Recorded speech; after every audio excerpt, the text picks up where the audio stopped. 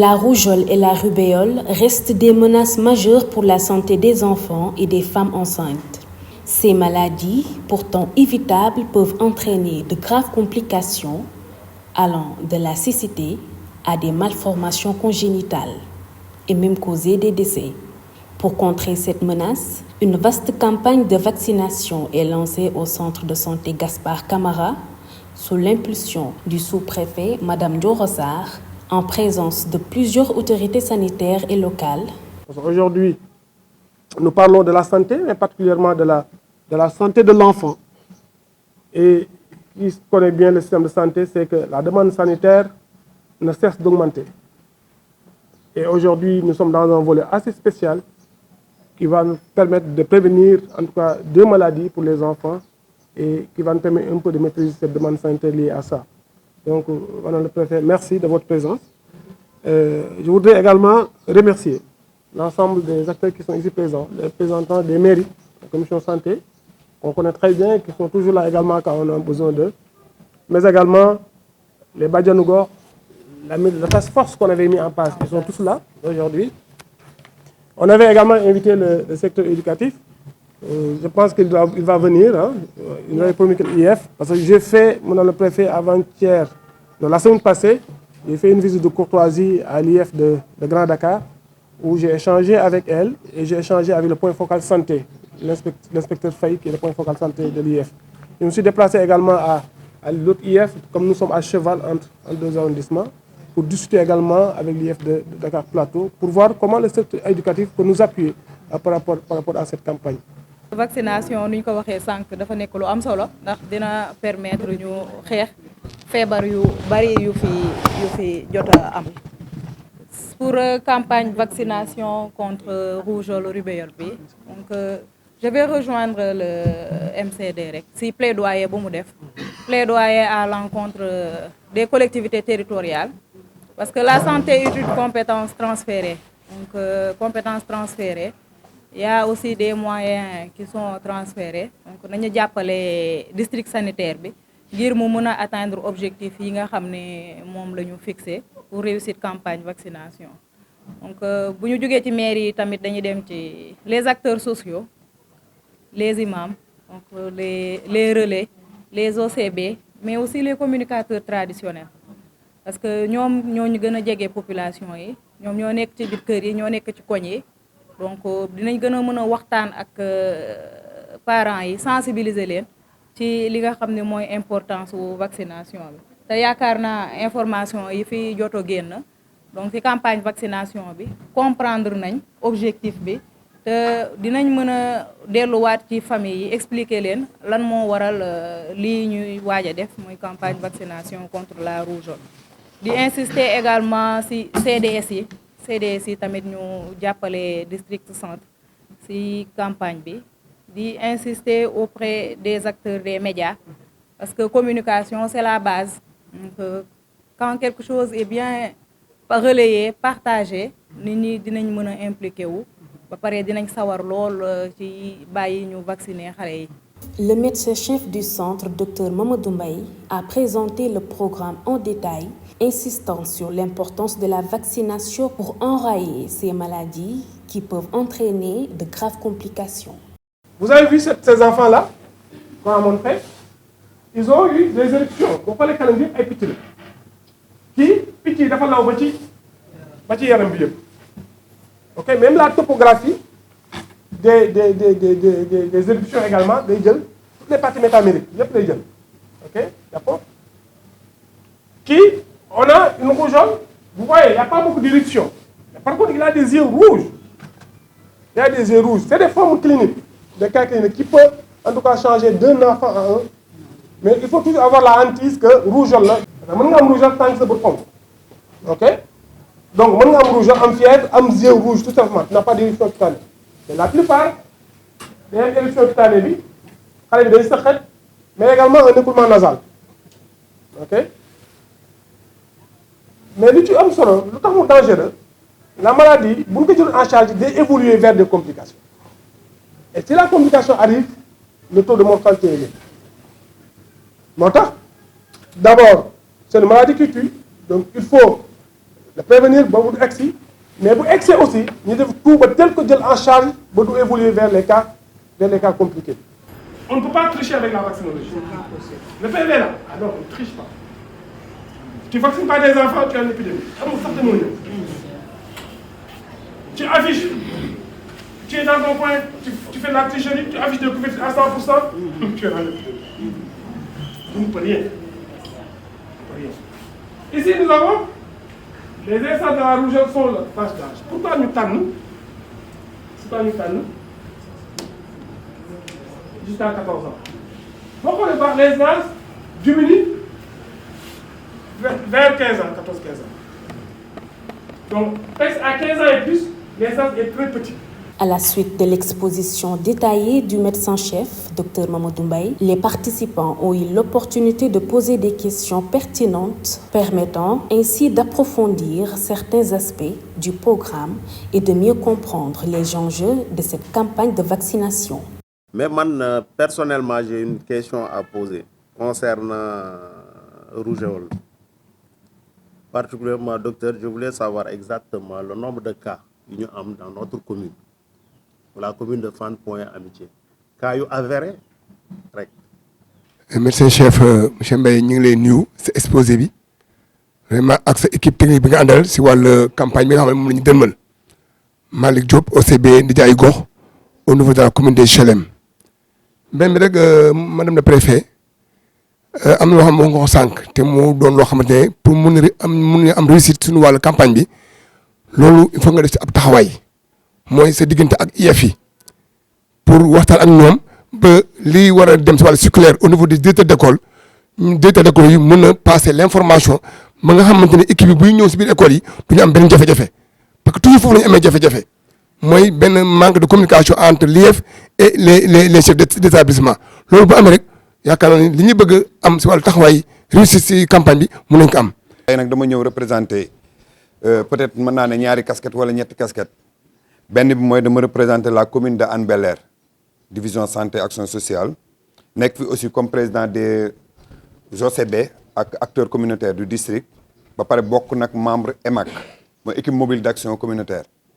te si côté yooyu yëpp bëgg naa si sànni tuuti rek par rapport ak li nga xamante ne moom la ñu fi gis tey si suba si muy par rapport à la campagne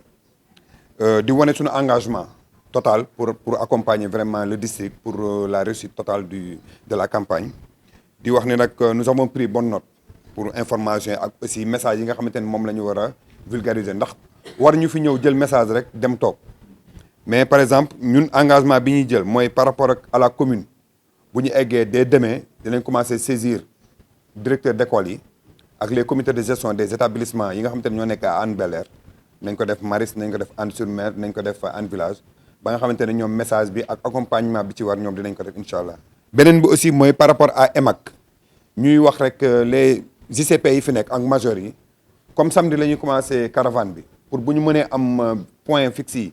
point équipe yi fi ñuy nekk au moins ñu am ko nga xamante ne bu ñuy sensibiliser nit ñi dinañ mën a secteur bu ñu dugg dinañ mën a wax ne équipe bi fii lay nekk ak yooyu pour mu gën a facile pour la population. asalaamaaleykum assistance bi nga xamante ne ñi ngi fi toog yëpp di. jox suñu madame le sous-préfet martabaam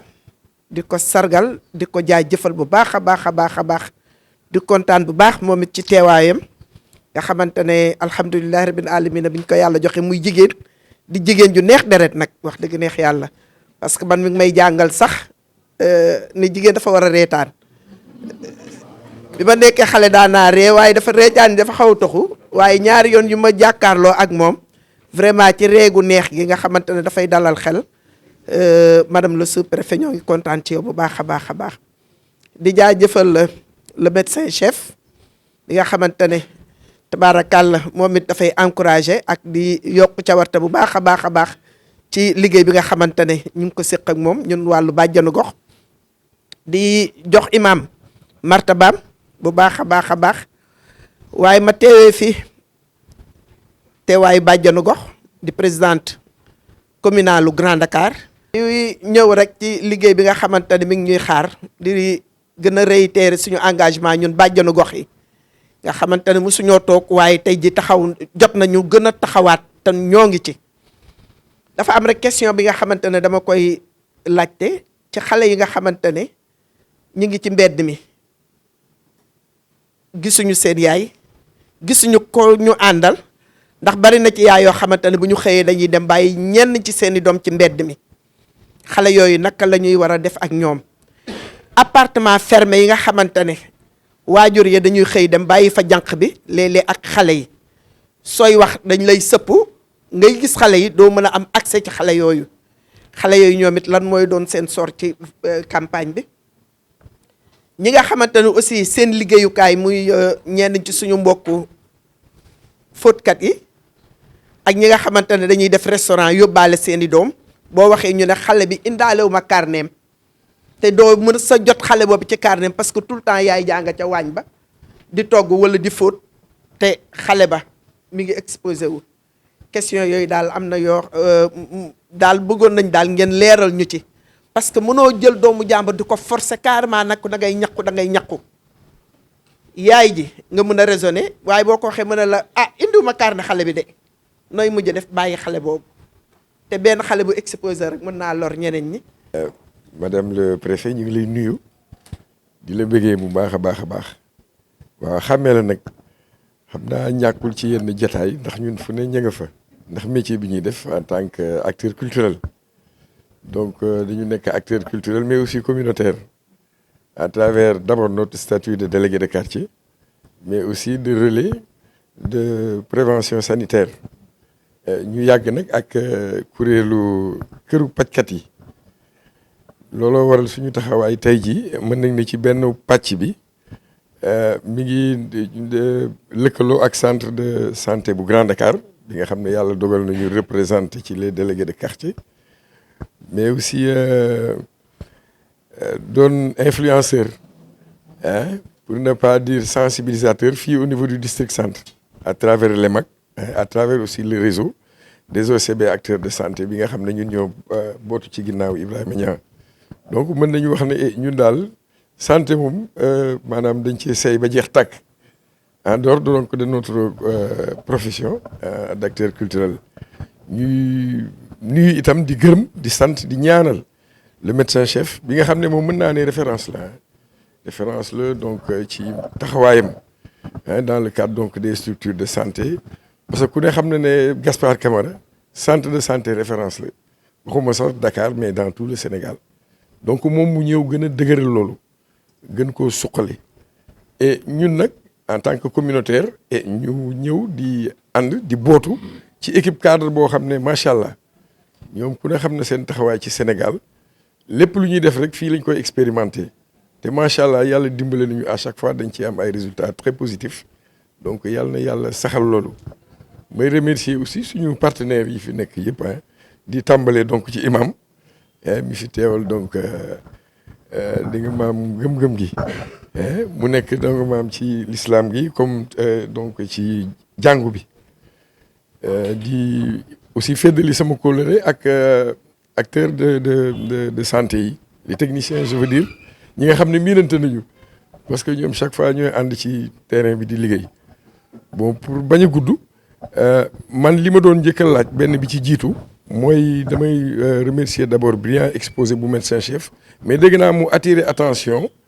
ci lu jëm ci xale yi balaa ñuy ñàkku am na ay xeetu lekk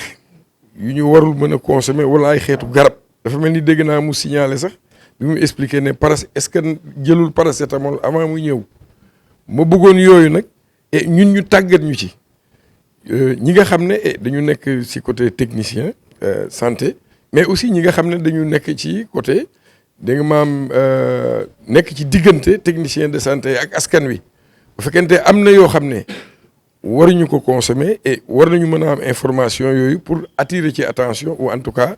da nga am jàppale ci ñi nga xam ne ñooy cible yi waaw bu loolu weesoo xam nga man damay liggéey ci wàllu communication dama gis ne communication bi également moo yore lépp communication moo yore lépp maanaam fa nga koy eggali ak na nga koy jottale askan wi loolu am solo la defe naa ne am na ku fi wax léegi ne effectivement communauté bu ci nekk bu ñu koy dem da nga maam di seeti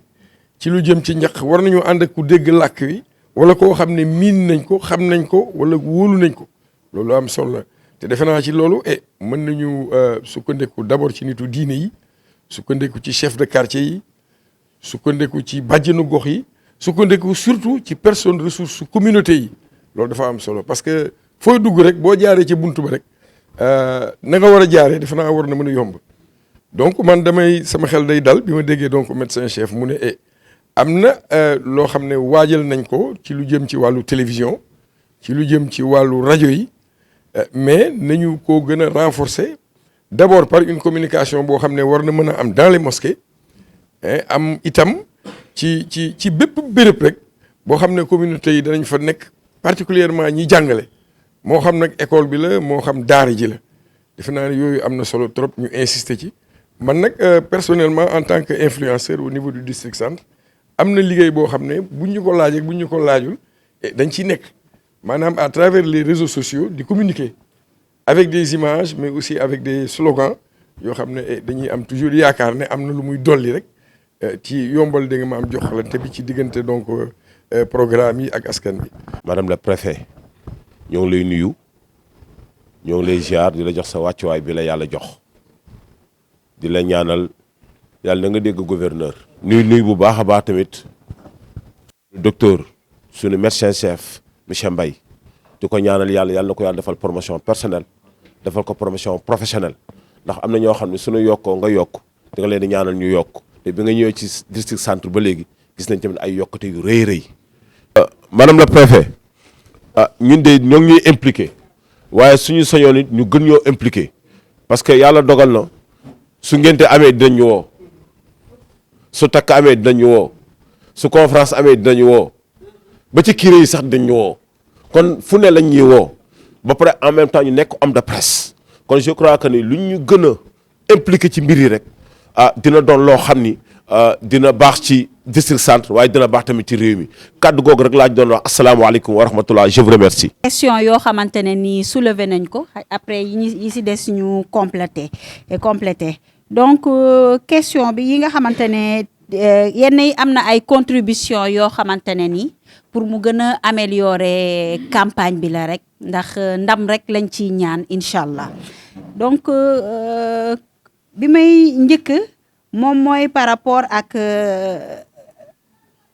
communication sur les points yi nga xamante ne nii EMAC moom mu ngi koy def parce que am na ku laajte ne par rapport ak xale yi nga xamante ne ñu ngi ci mbedd mi appartement yi nga xamante ne dañ koy tëj ak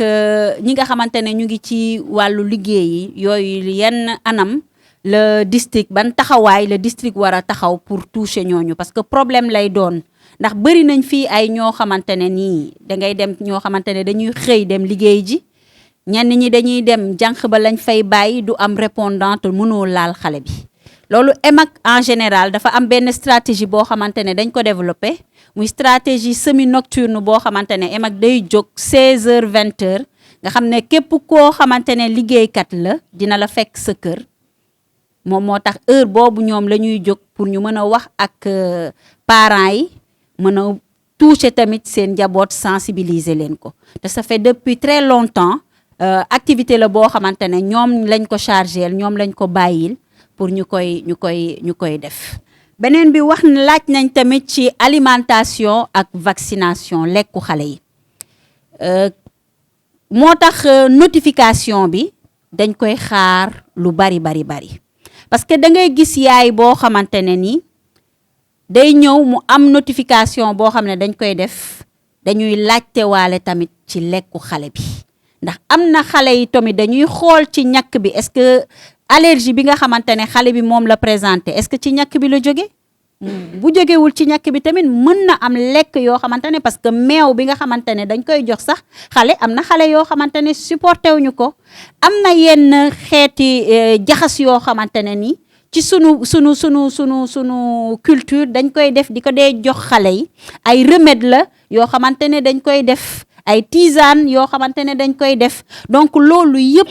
dañu koy wër xool ko ba xam lan la nekk ci yaramu mën na nekk lié ak li nga xamante ne xale bi moom la présenté wala mën na nekk ci ñàkk bi nga xamante ne moom la présenté moo tax duñu bàyyi dara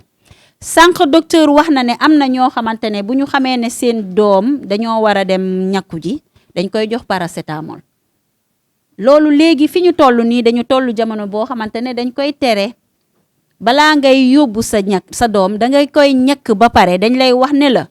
bu fekkente ne yaram bi dafa tàng si nga ko koy door a jox muy nga xamante ne dina xaw a baisser fièvre bi parce que ñàkk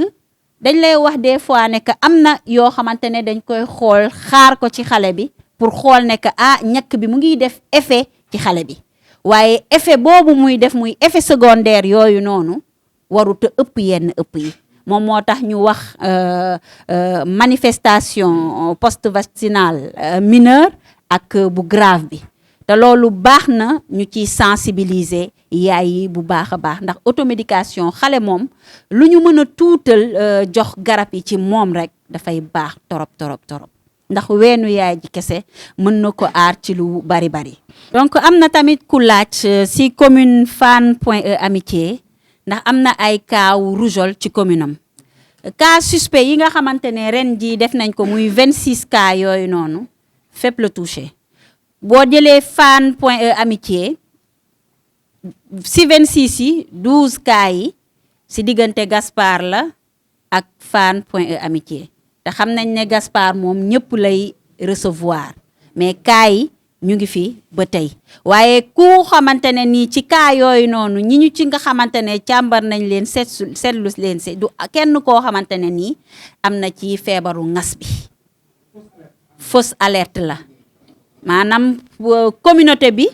prestataire bi xool nañ ba xalaat ne lii kat méngoo na ak rougeole waaye alhamdulilah du rougeole kon du ngas donc question yooyu daal je crois moom laa jàppoon ndax li si des ay contribution la lu mel ni comité de gestion des écoles directeur écoles yi ak yooyu te nous prenons acte par rapport ak yooyu suggestion naa laaju bàjjen naasira yi rek mooy les enfants de la rue loolu Marème wax na ko dafa am li ñuy wooyee équipe mobile d'appui communautaire EMAC nga xam ne moom 16h 20h rek lay circuler te partout lay dugg du bàyyi dara donc am nañ yaakaar ci ne équipe mobile boobu nga xam ne ay influenceurs ñoo ci nekk incha allah fas yéene wu ñu bàyyi benn xale. ba loolu weesoo aussi ci enfants de la rue dafa am lu ñuy wooyee des comités de veille et d'alerte CEVAC-I nga xam ne ci fukki structure ak ñeent yi kenn ku ci nekk am nga comité de veille et d'alerte donc ay chef de quartier ci nekk ay bàjjenu gox ba nga xam ne kenn ku ci nekk doo nangu ci sox gox kenn di toog fenn ci benn ruq te vacciné wuñ la donc am nañ yaakaar ne suñu boolee def combinaison équipe mobile d'appui communautaire ak les comités de veille et d'alerte communément appelé CEVAC-I incha allah daanu jot xale yëpp ci biir campagne bi. beneen bi ci des mooy les maisons fermées loolu réalité la boo xam ne dafa nekk district su ma demee fu mel ne Fann Résidence ñëw fu mel ne biir Point E lu ci ëpp du ñu nangoo tijji seen ay kër yi donc c'est des maisons fermées maintenant ci campagne bi dafa am benn stratégie boo xam ne innovante bu ñu tegoon waxoon naa ko keroog ca bi ñu ñëwee ci CR kii bi installation task force bi li ñuy wooyee un acteur son quartier le week-end donc bi ñu commencé gis ne dañu amoon ay kaaw paludisme biir Point E am ko ci quartier résidentiel yi ay Fann Résidence ak yooyu te mënuñu leen a accéder dañu ne nañ développer stratégie boobu un acteur son quartier le week-end te dañoo seetlu woon ne ñooñu du ñuy faral di takk moustiquaire donc ñu ne nañ jël acteur bu nga xam ne ci biir quartier bi dañ koo xam acteur bi nga xam ne ñëpp la nangul ñu jox ko ay moustiquaire imprégné mu dugg ci biir kër yooyu accès dafa sans problème xool est-ce que am nañ moustiquaire wala amuñ ko ku ko amul ñu jaay la moustiquaire lu ñuy wooyee vente communautaire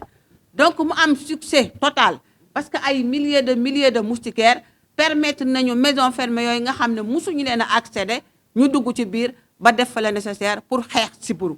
stratégie boobu nag lañ jël dañ koy adopté ci campagne bi pour accéder aux maisons fermées un acteur son quartier le week-end pour mën a xool est-ce que biir maison fermée yooyu amul cible ñu vacciner leen et am naa yaakaar que nu ñu defoon ci xeex sibiru bi ba dugg ci biir kër yooyu daanu ko def ci biir campagne bi ak ces mêmes acteurs pour xool cible bi mën leen na vacciner donc am naa yaakaar que teg nañ ay stratégie yu ñu développé task force locale baa ngi pour la gestion des cas de refus ak yeneen yoo xam ne incha allah ak village bi nga xam ne moom lañ fas yéenee fësal préfet ñu ngi xaar aussi buñ ko installé nga ñëw visiter le village de la campagne parce que l'ensemble des supports de la campagne seront exposés, mais également aussi l'ensemble des supports du PV seront exposés. Docteur aussi fas yéene na l'ensemble des indicateurs des programmes prioritaires de santé mu fësal li nga xam ne moom la ci liggéey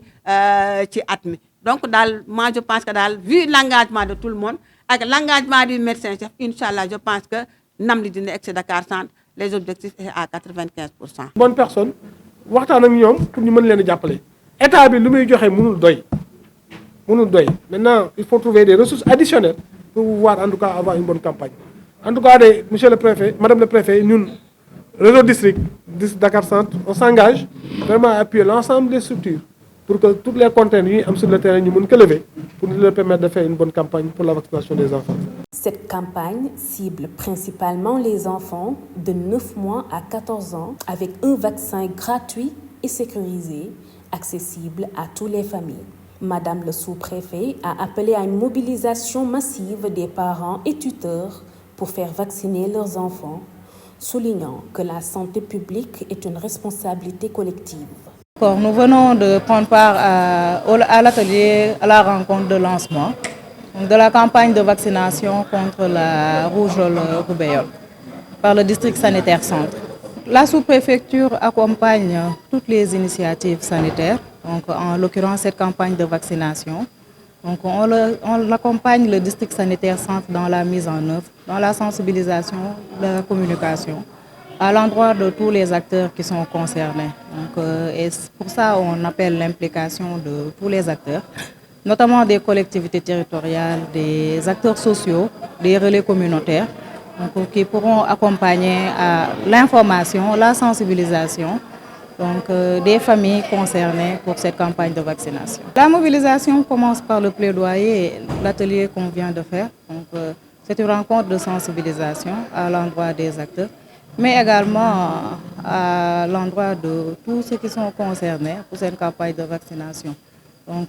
pour l'intervention, c'est le district sanitaire qui est le maître d'œuvre. Ils vont se rapprocher des populations. Donc, les enfants sont souvent dans les établissements scolaires, plus des écoles, mais nous, de notre côté, on va sensibiliser donc, les responsables de l'éducation, à savoir l'IF de Grand Dakar, donc, qui va sensibiliser à son tour les directeurs d'école, les chefs d'établissement, tous ceux qui pourront contribuer à la mise en œuvre de cette campagne. Et cette mise en œuvre sera faite par le district sanitaire centre à travers toutes ces équipes qui seront mobilisées dans la campagne de vaccination. En cas de refus ou de méfiance, parce que c'est des cas qu'on peut rencontrer dans le cadre de la mise en œuvre de la campagne de vaccination, c'est la communication qu'on privilégie. La communication, l'implication des acteurs, parce que ces refus sont souvent motivés donc, par le langage que les gens qu'on trouve ne comprennent pas, mais également par d'autres réalités socio-culturelles. Et le fait d'avoir des personnes ressources qui pourront accompagner les acteurs, donc, ça va faciliter l'atteinte des objectifs que l'on va se fixer pour avoir moins de cas de refus et pourquoi pas 0 cas de refus. Le médecin-chef, Dr Mamadou Mbaye, a particulièrement insisté sur l'importance de l'implication du secteur éducatif. Il a exhorté les directeurs d'école à collaborer étroitement avec les équipes médicales pour assurer la vaccination des enfants en milieu scolaire. Aujourd'hui, nous venons de finir un CLD dont l'objectif était de faire un plaidoyer à l'endroit des autorités administratives et également à l'endroit des autorités locales pour permettre un peu de les sensibiliser pour qu'ils puissent adhérer vraiment à cette campagne de vaccination qu'on va dérouler du 2 au 10 décembre. C'est tout le district. C'est une campagne nationale de vaccination. L'ensemble des districts au même moment déroulent la campagne. Nous, Dakar Centre, on a notre zone de responsabilité qui est à cheval entre 2 arrondissements, mais en tout cas la majorité c'est dans l'arrondissement de Dakar, 90% de la zone. Donc toutes les structures, toute la zone de Dakar Centre est ciblée. Donc on a actuellement une cible de 148 888 enfants à vacciner durant ces 10 jours. Puis une adhésion, vraiment une adhésion par rapport à cette campagne, parce que c'est une campagne contre la rougeole. Et tout le monde connaît la rougeole dans ce pays. Et le fait de prévenir ces enfants contre cette maladie nous permettra, en tout cas de manière drastique, en tout cas réduire la mortalité infantile. Oui, les tranches d'âge intéressées, c'est les enfants âgés de 9 mois jusqu'à 15 ans, ou bien 14 ans révolus, pour être beaucoup plus clair. 14 ans révolus, c'est-à-dire que l'enfant qui a eu 14 ans lors de sa dernière anniversaire. Okay? Donc c'est la cible qui est, en tout cas, qu'on va vacciner et qui fait un total de 148 888 enfants. Il a également rappelé que les régions du sud-est, notamment Tambacounda et Kédougou, enregistrent les taux les plus élevés de cas de rougeole et de rubéole, soulignant ainsi l'urgence de cette campagne pour réduire ces chiffres alarmants.